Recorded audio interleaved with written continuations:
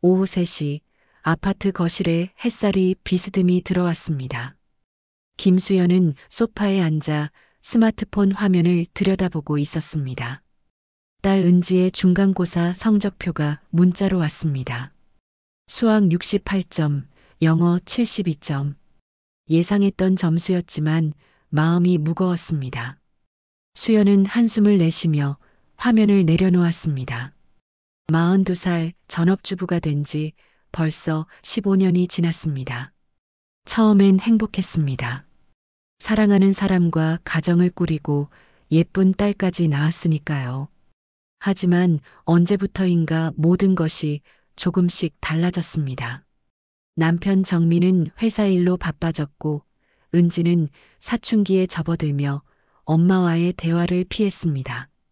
요즘 정민의 모습이 예전 같지 않았습니다.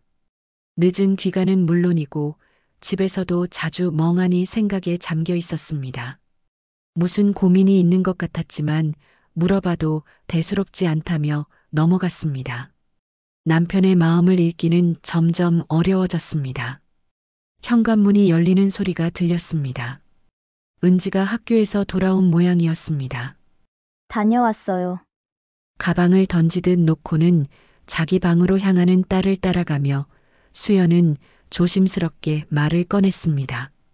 은지야, 과외 한번 받아볼까? 은지가 돌아섰습니다. 15세 소녀의 얼굴에 짜증이 역력했습니다. 돈도 없으면서 무슨 과외예요? 돈은 엄마가 알아서 할 테니까 걱정하지 마.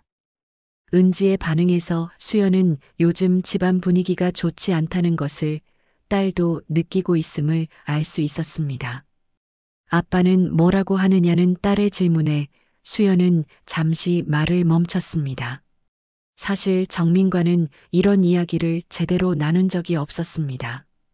그날 저녁 정민이 집에 온 건 밤 9시가 넘어서였습니다. 수연은 미리 준비해둔 저녁을 데워 상에 올렸습니다. 오늘도 늦었네. 프로젝트 때문에 정신없어. 정민의 대답은 평소와 같았지만 수연은 뭔가 다른 것을 느꼈습니다. 마치 다른 생각을 하며 대답하는 것 같았습니다. 은지 성적표 나왔어. 수학 과외 좀 시켜볼까 해서. 그래, 알아서 해. 돈은 얼마나 들어? 대화는 거기서 끝났습니다. 정민은 밥을 마저 먹고는 거실로 나가 TV를 켰지만 시선은 화면을 향하지 않았습니다. 수연은 설거지를 하며 씁쓸한 기분이 들었습니다. 언제부터 이렇게 됐을까요? 다음 날 오전 수연은 인터넷 카페에서 과외 선생님을 찾아보기 시작했습니다. 여러 게시물을 훑어보던 중 한글이 눈에 띄었습니다. 중학 수학 전문, 성적 향상 보장한다는 문구와 함께 연세대 수학과 졸업, 과외 경력 7년이라는 경력이 적혀 있었습니다. 흥미롭게도 그 선생님은 정민과 같은 대학 출신이었습니다. 프로필 사진 속 여성은 30 중반 정도로 보였습니다. 짧은 단발머리에 지적인 인상이었습니다. 같은 대학 출신이라면 정민도 반가워할 것 같았습니다. 오후 2시 수연의 핸드폰이 울렸습니다. 안녕하세요. 과외 문의드렸던 김수연입니다. 아, 네. 안수진입니다. 목소리가 또렷하고 자신감 있었습니다. 수연은 은지의 상황을 설명했고 안수진은 구체적인 학습 계획을 제시했습니다. 통화는 20분 정도 계속됐습니다. 혹시 남편분이 연세대 출신이시라고 하셨는데 몇 학번이신가요? 안수진이 갑자기 물어봤습니다. 99학번이에요. 경영학과. 아, 그렇구나. 안수진의 목소리가 잠시 변한 것 같았지만 수연은 크게 신경 쓰지 않았습니다. 그럼 내일 오후 4시에 댁으로 찾아뵐게요. 전화를 끊고 나니 왠지 모를 설렘이 있었습니다. 하지만 그 순간 수연은 알지 못했습니다. 그녀에게는 이 집으로 오는 특별한 이유가 있다는 것을. 다음 날 오후 4시 초인종이 울렸습니다. 수연은 현관으로 나가 문을 열었습니다. 안녕하세요. 안수진입니다. 문 앞에 선 여성은 전화로만 통화했던 그 사람이었습니다. 키가 165cm 정도 되는 단정한 체격에 검은색 원피스를 입고 있었습니다. 화장은 진하지 않았지만 세련된 인상이었습니다. 안수진은 현관에서 구두를 벗으며 집안을 둘러봤습니다. 수연이 커피를 준비하는 동안 안수진은 거실을 자세히 관찰했습니다. 벽에 걸린 가족 사진들을 유심히 보더니 특히 정민이 있는 사진 앞에서 오래 머물렀습니다. 표정이 복잡해 보였습니다. 은지를 불러온 후 안수진은 아이 옆에 앉아 교재를 펼쳤습니다. 가끔 창밖을 바라보며 무언가 기다리는 듯한 모습을 보였습니다. 수연은 부엌에서 그 모습을 지켜보며 뭔가 이상하다는 생각이 들었습니다. 오후 5시 반 첫 수업이 끝났습니다. 안수진은 은지에게 다음 시간까지의 과제를 설명했지만 계속 시계를 확인하고 있었습니다. 실례지만 남편분은 몇 시쯤 들어오세요? 갑작스러운 질문에 수연은 당황했습니다. 보통 9시 넘어서 온다고 답하자 안수진은 부모 상담이 필요할까 해서 물어본 것이라고 설명했습니다. 하지만 수연은 뭔가 석연치 않았습니다. 수연은 안수진을 현관까지 배웅했습니다. 그런데 엘리베이터를 기다리는 동안 안수진이 조심스럽게 물어봤습니다. 혹시 남편분 이름이 정민이시죠? 수연이 놀라며 어떻게 아느냐고 묻자 안수진은 전화로 말씀해 주셨다고 답했습니다. 하지만 수연은 남편 이름을 말한 적이 없었습니다. 분명히 99학번 경영학과라고만 했었습니다. 안수진이 엘리베이터를 타고 내려간 후 수연은 이상한 기분이 들었습니다. 뭔가 숨기는 게 있는 것 같았습니다. 그날 저녁 정민이 들어왔을 때 수연은 안수진에 대해 얘기했습니다. 오늘 과외 선생님이 왔었어. 연세대 수학과 출신이래. 정민의 손이 잠시 멈췄습니다. 이름이 안수진이라고 하던데. 혹시 아는 사람 아니야? 정민의 얼굴이 순간 굳었습니다. 안수진이라는 이름을 들었을 때의 그 반응은 분명히 아는 사람의 반응이었습니다. 하지만 정민은 모르는 사람이라고 부인했습니다. 목소리에 동요가 있었지만요. 수연은 남편의 반응이 이상하다고 생각했습니다. 같은 학교 출신인데 정말 모를까요? 정민이 서둘러 자리를 피하는 모습을 보며 수연의 의심은 더욱 커졌습니다. 그날 밤 정민은 평소보다 늦게 잠자리에 들었습니다. 거실에서 뭔가 생각에 잠겨 있는 모습이었습니다. 수연이 물어봐도 그냥 회사 일이라며 대답을 피했습니다. 다음 주 안수진이 2번째로 왔습니다. 이번에도 정민이 집에 없는 시간이었습니다. 수업이 끝나고 안수진과 차를 마시며 이야기를 나누었습니다. 은지가 많이 향상됐다는 안수진의 말에 이어 그녀는 갑자기 정민에 대해 언급했습니다. 집안 분위기도 정말 좋으시고요. 남편분도 인상이 좋으셨어요. 수연은 가슴이 조금 답답해졌습니다. 왜 굳이 남편 이야기를 꺼내는 걸까요? 저번에 우리 남편 이름을 어떻게 아셨어요? 안수진의 표정이 잠시 굳었습니다. 착각했나 보다며 비슷한 이름의 선배가 있어서 그랬다고 설명했습니다. 하지만 설명에는 어색함이 있었습니다. 수연은 더 이상 추궁하지 않았지만 마음속으로는 의심이 커졌습니다. 그날 저녁 수연은 정민에게 다시 물어봤습니다. 대학 때 안수진이라는 후배를 정말 모르냐고. 정민이 신문을 보던 손이 또 멈췄습니다. 왜 자꾸 그 얘기를 하느냐며 민감하게 반응했습니다. 과외 선생님이 정민의 이름을 알고 있었다고 하자 정민은 그럴 리 없다며 강하게 부인했습니다. 하지만 정민의 반응은 점점 더 의심스러워졌습니다. 왜 이렇게 민감하게 반응하는 걸까요? 며칠 후 수연은 우연히 정민의 대학 앨범을 발견했습니다. 오랜만에 펼쳐본 앨범에서 충격적인 사진을 발견했습니다. 대학 축제 때 찍은 단체 사진에 안수진이 있었습니다. 지금보다 훨씬 어린 모습이었지만 분명히 그 여자였습니다. 그리고 정민과 나란히 서 있었습니다. 수연은 사진을 보며 온몸이 떨렸습니다. 정민은 거짓말을 하고 있었습니다. 안수진을 모른다고 했지만 분명히 아는 사이였습니다. 그렇다면 안수진이 과외 선생님으로 온 것도 우연이 아니었습니다. 분명히 의도가 있었을 것입니다. 하지만 무엇 때문일까요? 며칠 후 안수진이 세 번째 과외를 하러 왔습니다. 수연은 평소와 다르게 그녀를 유심히 관찰했습니다. 수업이 끝난 후 수연이 조심스럽게 말했습니다.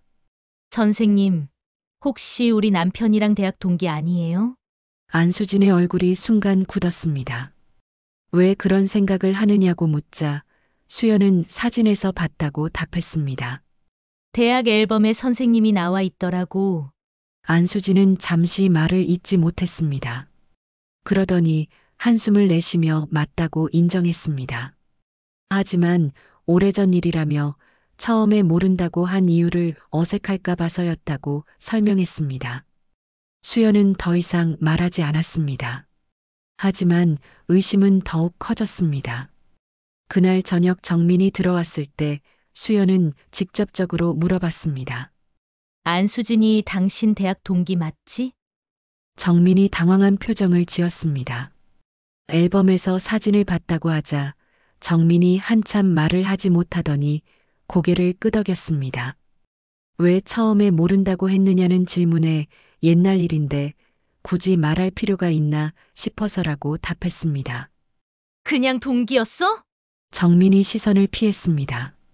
그냥 아는 사이였다는 애매한 대답에 수연은 직접적으로 물어봤습니다. 연인이었던 거 아니냐고. 정민의 침묵이 답이었습니다. 그럼 안수진이 우연히 온 게 아니라는 거냐는 수연의 추궁에 정민은 모르겠다고 했지만 목소리에는 확신이 없었습니다. 며칠 후 수연은 안수진을 따라가 보기로 결심했습니다. 과외가 끝나고 그녀가 어디로 가는지 궁금했습니다. 안수진은 아파트 단지를 나가 근처 카페로 갔습니다. 수연은 멀리서 지켜봤습니다. 그런데 놀랍게도 정민이 나타났습니다. 두 사람은 카페에서 1시간 넘게 대화를 나눴습니다. 수연은 충격을 받았습니다. 정민은 회사에 있다고 했는데 여기서 안수진과 만나고 있었습니다. 집으로 돌아온 수연은 정민을 기다렸습니다. 저녁 늦게 들어온 정민에게 오늘 뭘 했느냐고 물었지만 정민은 회사에서 일했다고 답했습니다. 회사에만 있었냐는 재차 질문에도 그렇다고 거짓말했습니다. 수연은 더 이상 참을 수 없었습니다. 안수진이랑 카페에서 만난 거 봤어. 정민의 얼굴이 하얗게 됐습니다. 뭘 얘기했느냐는 질문에 정민은 그냥 은지 공부에 대해서라고 답했지만 1시간 넘게 무슨 얘기를 했느냐는 추궁에는 대답하지 못했습니다. 도대체 뭘 숨기고 있는 거야? 안수진이 왜 갑자기 나타난 거고? 당신은 왜 그 여자와 몰래 만나는 거야? 정민이 한참을 망설이더니 입을 열었습니다. 안수진이 내 아이를 낳았어. 수연의 세상이 무너져 내렸습니다. 대학 때 사귀다가 임신을 했는데 졸업하고 바로 취직해야 해서 버렸다는 정민의 고백. 안수진이 혼자 키운 그 아이는 지금 13살이라고 했습니다. 수연은 온몸이 떨렸습니다. 정민에게 숨겨진 아이가 있었다니.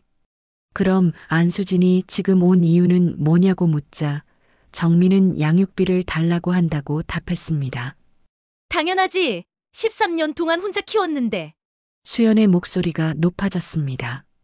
그래서 카페에서 만난 거냐는 질문에 정민은 얘기를 해야겠더라고 답했습니다. 나한테는 왜 말 안 했느냐는 수연의 질문에 정민은 어떻게 말하냐며 너무 미안한 마음에 굳이 먼저 말하지 않았다고 얘기했습니다. 그날 밤 은지가 방에서 나왔습니다. 왜 싸우냐는 딸의 질문에 수연은 괜찮다며 어른들 얘기라고 했습니다. 수진 선생님 때문이에요.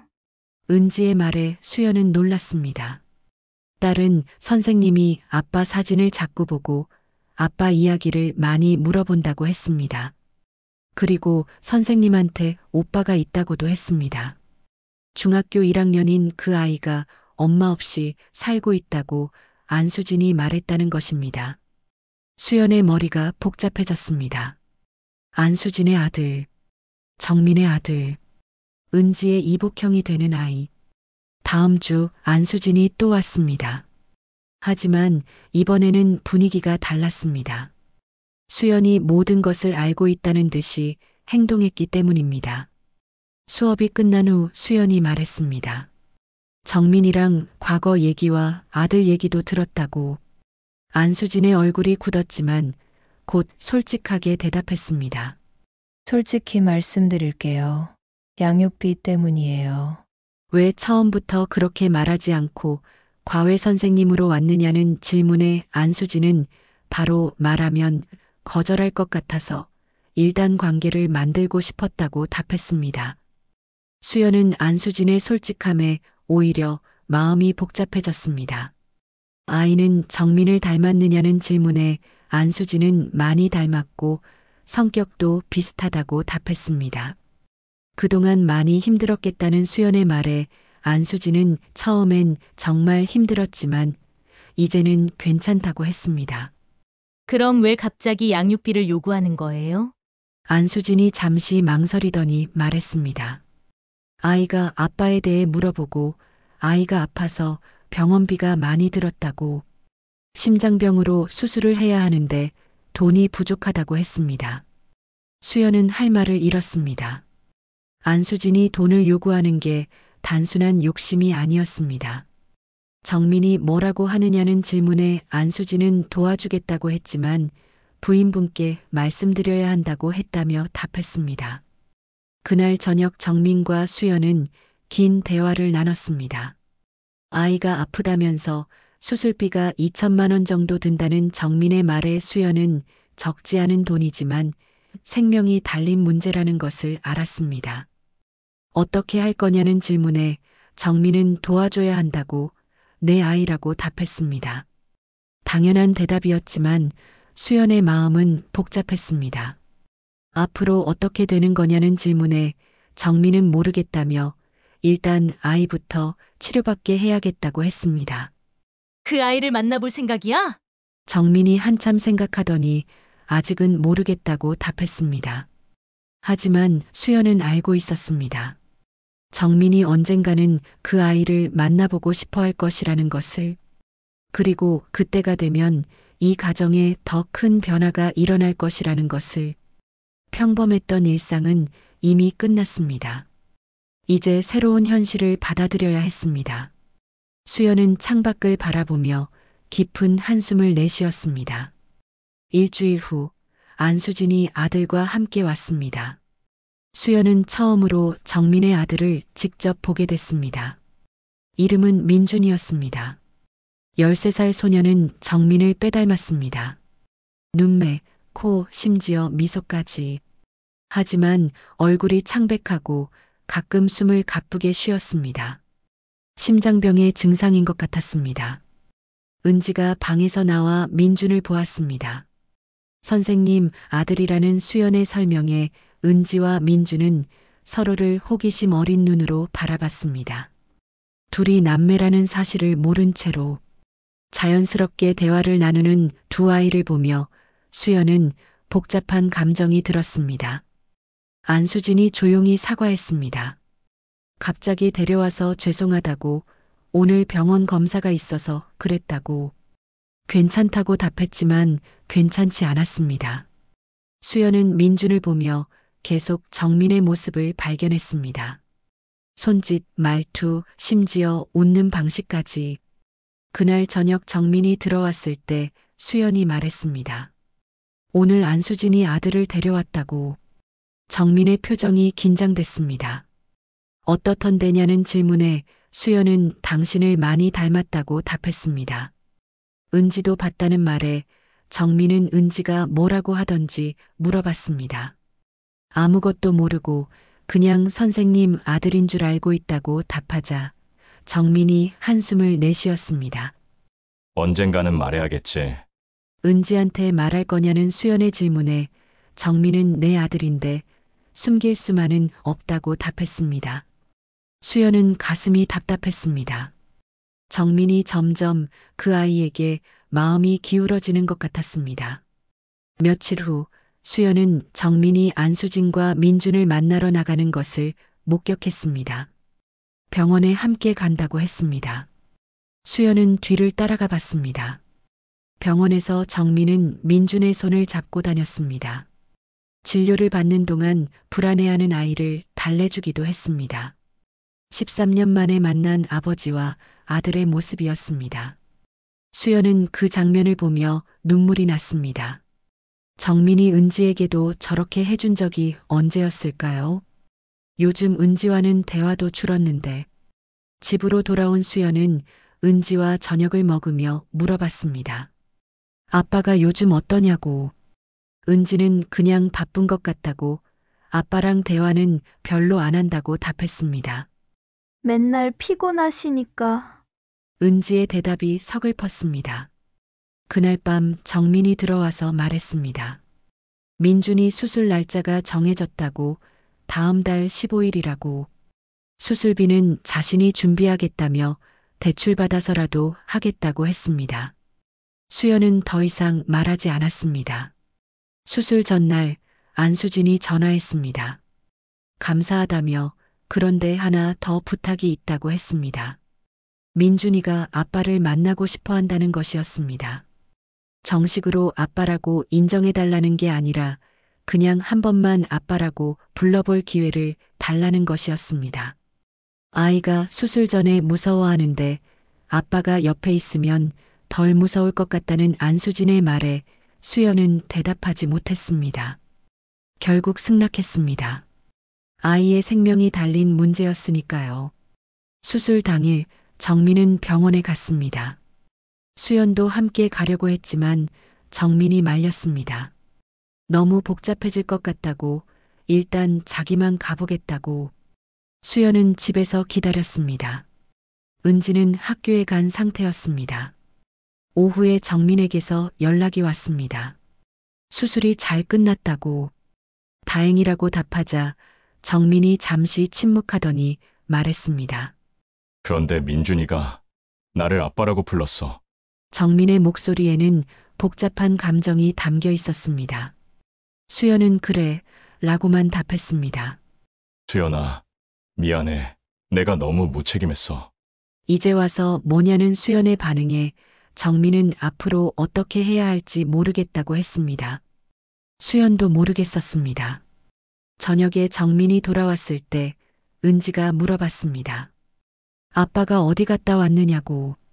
정민이 병원이라고 답하자 은지는 누가 아프냐고 물었습니다. 정민이 수연을 바라봤고 수연은 고개를 저었습니다. 정민은 친구라고 거짓말했습니다. 그날 밤 정민이 수연에게 말했습니다. 민준이한테 은지 얘기를 했어.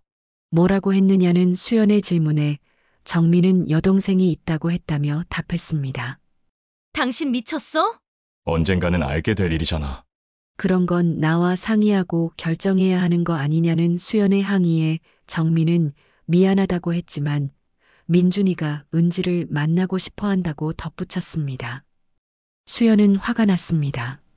정민이 혼자서 모든 것을 결정하고 있었습니다. 수연이 반대한다고 하자 정민은 왜냐고 물었습니다. 은지가 상처받을까봐. 형이 생긴다면 은지도 좋아할 거라는 정민의 말에 수연은 그게 문제가 아니라고 했습니다. 왜 갑자기 형이 나타났는지 설명해야 한다는 것이었습니다. 정민이 말을 잇지 못하자 수연은 더 직설적으로 말했습니다. 그럼 나한테도 숨겨진 자식이 있다고 생각해봐. 어떨 것 같아? 정민이 대답하지 못하자 수연은 17년 결혼 생활이 뭐였는지 모르겠다며 방으로 들어가 문을 닫았습니다. 그날 밤 수연은 중요한 결정을 내렸습니다. 이 상황을 더 이상 지켜볼 수 없었습니다. 정민은 점점 안수진과 민준 쪽으로 기울어지고 있었고 은지는 상황을 모른 채 소외되고 있었습니다.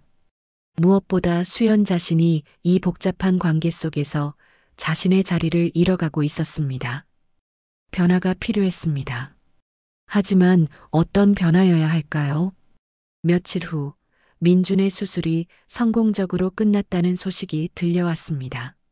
정민은 더욱 자주 병원을 찾았고 민준과의 시간을 늘려갔습니다. 그럴수록 집에서는 은지와의 대화가 줄어들었습니다. 은지도 변화를 눈치채기 시작했습니다. 아빠가 요즘 자주 외출한다는 것을, 그리고 자신에게 예전만큼 관심을 보이지 않는다는 것을. 하지만 아직 진실을 모르고 있었습니다. 수연은 이 모든 상황을 지켜보며 결심을 굳혔습니다. 더 이상 이렇게 갈 수는 없었습니다. 모든 사람이 상처받기 전에 뭔가 결정을 내려야 했습니다. 일주일 후 수연은 결심을 굳혔습니다. 더 이상 이 상황을 방관할 수 없었습니다. 정민이 출근한 후 은지를 학교에 보내고 수연은 안수진에게 전화를 걸었습니다. 만나서 얘기하자는 제안에 안수진은 좋다고 답했습니다. 두 사람은 근처 카페에서 만났습니다. 안수진은 수연의 심각한 표정을 보고 긴장하는 듯 했습니다. 선생님, 솔직하게 물어볼게요. 정민과 다시 사귀고 싶은 거죠? 안수진이 당황하며 그런 게 아니라고 부인했습니다. 그럼 뭐냐는 질문에 안수진은 처음엔 양육비만 받고 끝낼 생각이었다고 답했습니다. 그런데 왜 끝내지 않았죠? 안수진이 한참을 망설이더니 말했습니다. 민준이가 아빠를 너무 좋아한다고, 13년 만에 만난 아빠니까 그렇다고. 정민 씨도 민준이를 많이 아껴주신다고 덧붙였습니다. 수연은 예상했던 대답이었습니다. 그럼 우리 가족은 어떻게 되는 거냐는 질문에 안수진은 죄송하다고만 답했습니다. 수연은 안수진의 솔직함을 받아들였습니다. 처음엔 복수하고 싶었다는 고백, 민준을 버리고 간 정민이 행복하게 사는 게 미웠다는 말. 그럼 제 딸은 어떻게 돼요? 아빠를 빼앗겨도 된다는 거예요? 안수진이 대답하지 못했습니다. 그날 오후 수연은 민준이 입원한 병원에 갔습니다. 수술 후 회복 중인 아이를 보고 싶었습니다. 병실에서 민준은 혼자 있었습니다. 안수진은 잠시 외출한 모양이었습니다. 민준과의 짧은 대화에서 수연은 아이의 순수한 마음을 느꼈습니다. 처음 아빠라고 부를 때 너무 좋았다는 민준, 아빠가 다른 가족이 있다는 걸 알면서도 가끔 아빠를 만나고 싶다는 아이의 마음. 수연은 더 이상 뭐라고 말할 수 없었습니다.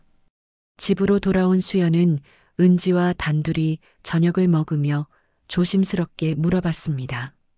만약에 오빠가 생긴다면 어떨 것 같냐고. 갑자기 왜 그런 질문을 하느냐는 은지의 순진한 반응에 수연은 대답하지 못했습니다. 그날 밤 정민이 들어왔을 때 수연이 말했습니다. 오늘 민준이를 봤다고. 많이 좋아 보이더라고. 그리고 당신을 정말 좋아한다고. 정민의 표정이 복잡해지자 수연은 직설적으로 말했습니다. 미안하다고 해결되는 게 아니야. 가족을 선택하라는 거야. 우리 가족이냐? 안수진 모자냐? 정민이 당황하며 왜 선택해야 하냐고, 둘 다 내 가족이라고 항변했습니다. 하지만 수연은 그런 식으로는 안 된다고, 모두가 상처받는다고 답했습니다. 시간을 달라는 정민에게 수연은 일주일이라는 기한을 주었습니다. 그 일주일은 모든 사람에게 고통스러웠습니다. 정민은 매일 고민에 잠겼고, 안수진은 불안해했고, 민주는 아빠를 만나지 못해 서운해했습니다. 은지만 상황을 모른 채 평소와 같이 지냈습니다. 일주일 후 정민이 결정을 내렸습니다. 수연아, 내 결정을 들어줘. 민준이를 포기할 수 없어. 수연의 가슴이 철렁했습니다. 하지만 정민은 계속 말했습니다. 너와 은지도 포기할 수 없다고. 안수진과는 연인 관계가 아니라 그냥 민준이 아빠로서만 만날 거라고. 하지만 수연은 믿지 않았습니다. 그게 가능하겠냐고 물었지만 정민은 가능하게 만들겠다고 답했습니다. 한 달이 지났습니다. 정민은 약속대로 주말마다 민준을 만났습니다. 안수진과는 아이 때문에 필요한 대화만 나눴다고 했습니다. 하지만 변화는 일어났습니다. 정민이 민준에게 쏟는 관심만큼 은지에 대한 관심이 줄어들었습니다. 은지도 변했습니다. 아빠가 자주 외출하는 것을 이상하게 생각하기 시작했습니다. 주말마다 나가시는데 일 때문이냐는 질문에 수연은 거짓말하는 자신이 싫었습니다. 어느 날 은지가 우연히 정민과 민준이 함께 있는 모습을 목격했습니다. 백화점에서였습니다. 엄마, 아빠가 다른 아이랑 같이 있었어요. 은지의 상처받은 표정을 보며 수연은 더 이상 참을 수 없었습니다. 그날 밤 정민에게 말했습니다. 은지가 봤다고 당신이 민준이랑 같이 있는 거를. 정민의 얼굴이 굳었고 은지한테 설명해야겠다고 했습니다. 뭐라고? 아빠한테 다른 아들이 있다고? 정민이 대답하지 못하자 수연은 최후 통첩을 했습니다. 이제 한계야. 정말로 선택해. 안 그러면 내가 선택할 거야. 이혼. 정민이 놀라며 그러지 말라고 했지만 수연은 이미 결정을 내린 상태였습니다. 며칠 후 수연은 안수진에게 마지막 제안을 했습니다. 선생님, 정민과 결혼하세요. 안수진이 당황했지만 수연의 의지는 확고했습니다. 은지는 자신이 키우겠다고 했습니다. 일주일 후 수연은 정민에게 이혼 서류를 내밀었습니다. 이게 모두에게 최선이라고 은지는 자신과 살 거라고 했습니다. 내 딸이라는 정민의 항변에 수연은 당신은 이미 다른 아들이 있다고 답했습니다. 결국 정민은 서명했습니다. 그리고 한 달 후 안수진과 재혼했습니다. 6개월 후 수연과 은지는 새로운 곳에서 새로운 삶을 시작했습니다. 수연은 번역 일을 시작했고 은지는 새 학교에 적응하고 있었습니다. 어느 날 은지가 물어봤습니다. 아빠 보고 싶지 않냐고. 수연이 글쎄라고 답하자 은지는 가끔 그렇지만 괜찮다고, 엄마가 있으니까 괜찮다고 했습니다. 수연은 딸을 꼭 안아주었습니다. 그날 밤 수연은 창밖을 바라보며 생각했습니다. 이 선택이 옳았을까요? 하지만 후회는 없었습니다. 복잡한 관계 속에서 상처받기보다는 깔끔하게 정리하는 게 나았습니다. 정민은 지금 안수진과 민준이와 함께 살고 있을 것입니다. 그가 원했던 가족이겠죠. 하지만 언젠가는 후회할 날이 올 것입니다. 은지와 자신을 놓친 것을. 1년 후 예상치 못한 일이 일어났습니다. 정민에게서 전화가 왔습니다. 안수진이 다른 남자와 바람을 피웠다는 것이었습니다. 민준이 학원 선생님이라며 이혼하자고 한다는 정민의 말에 수연은 말문이 막혔습니다. 정민은 자신이 정말 바보였다며 수연과 은지를 놓친 게 평생 후회될 것 같다고 다시 시작할 수 없겠냐고 애원했습니다. 안 돼요. 수연의 대답은 단호했습니다. 은지도 아빠가 필요하다는 정민의 말에 수연은 은지는 잘 지내고 있다고, 당신 없어도 괜찮다고 답했습니다. 저는 이미 새로운 사람을 만났어요. 거짓말이었습니다. 하지만 정민을 완전히 포기시키고 싶었습니다. 수연은 전화를 끊었습니다. 며칠 후 은지가 학교에서 돌아와 말했습니다. 오늘 아빠를 봤다고, 학교 앞에서 자기를 기다리고 있더라고. 집으로 돌아가자며 다시 가족이 되자고 했다는 정민에게 은지는 싫다고 답했다고 했습니다. 왜냐는 수연의 질문에 은지는 엄마가 힘들어할 것 같아서라고 답했습니다. 수연은 딸을 꼭 안아주었습니다. 그날 밤 수연은 정민에게 문자를 보냈습니다. 은지에게 접근하지 말라고, 아이가 혼란스러워한다고. 정민에게서 답장이 왔습니다. 민준이도 엄마를 따라갔다고, 이제 자기 혼자라고, 정말 외롭다고. 수연은 문자를 읽고 삭제했습니다.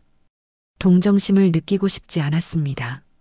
며칠 후 안수진이 수연의 회사 앞에서 기다리고 있었습니다. 같이 얘기 좀 할까요?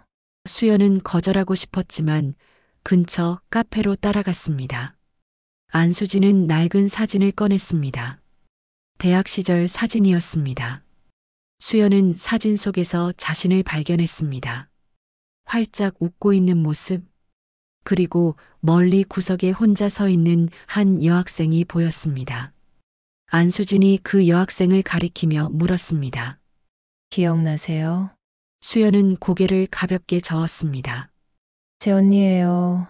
안수아 1999년 경영학과 선배랑 같은 과였죠.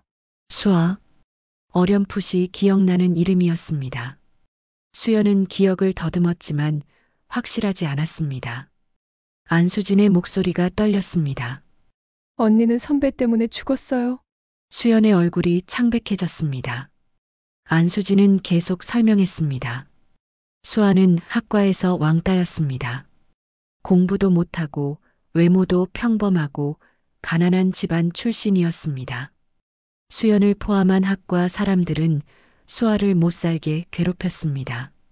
조별과제에서 수아를 빼고 진행한 일, MT에서 수아를 방에 혼자 두고 다 같이 나간 일, 학과 행사에서 수아만 초대하지 않은 일, 수연이 주동한 건 아니었습니다. 하지만 함께 웃었습니다. 방관했습니다. 20년 전 기억이 희미하게 떠올랐습니다. 그런 선배가 있었습니다. 수연은 당시 그것을 심각하게 생각하지 않았습니다. 그저 학과 분위기를 따랐을 뿐이었습니다. 안수진의 고백이 이어졌습니다. 수아는 4학년 1학기를 마치고 자퇴했습니다. 그리고 한 달 후 스스로 목숨을 끊었습니다. 당시 안수진은 고등학교 2학년이었습니다. 그날부터 복수를 계획했습니다. 언니를 죽음으로 몰고 간 사람들에게 수연이 누구랑 결혼했는지, 어디 사는지, 아이는 몇 살인지 17년 동안 조사했습니다. 과외 선생님으로 들어간 것도 정민을 유혹한 것도 모두 계획이었습니다. 수연은 숨이 막혔습니다. 민준이는 어떻게 되는 거냐고 물었습니다. 민준이는 진짜 정민 씨 아들이에요. 안수진이 서류를 꺼냈습니다. 수연은 아무 말도 할 수 없었습니다. 안수진은 진실을 말하고 싶었다고, 그리고 사과받고 싶었다고 말하며 자리에서 일어났습니다. 수연은 카페에 혼자 남았습니다. 20년 전의 기억이 조각조각 떠올랐습니다. 수아 선배, 조별과제, MT, 학과 행사, 자신은 직접 괴롭히지 않았습니다. 하지만 함께 웃었습니다. 방관했습니다. 그 대가를 20년 후에 치르고 있었습니다. 그날 밤 수연은 정민에게 모든 것을 말했습니다. 안수진의 언니 이야기, 복수 계획, 민준이는 진짜 정민의 아들이라는 것. 정민도 충격에 빠졌습니다. 하지만 수연은 차갑게 말했습니다. 그래도 정민은 유혹에 넘어갔다고, 그건 변명할 수 없다고. 더 이상 할 말이 없었습니다. 며칠 후 수연은 대학 동문회 자료를 찾았습니다. 1999년 경영학과 명단, 안수아, 그리고 그녀의 사진. 수연은 그제야 정확히 기억했습니다. 조별과제 때 자신이 말했던 것들, MT에서 수아를 방에 혼자 두자고 제안했던 것. 수연은 자신에게 구역질이 났습니다.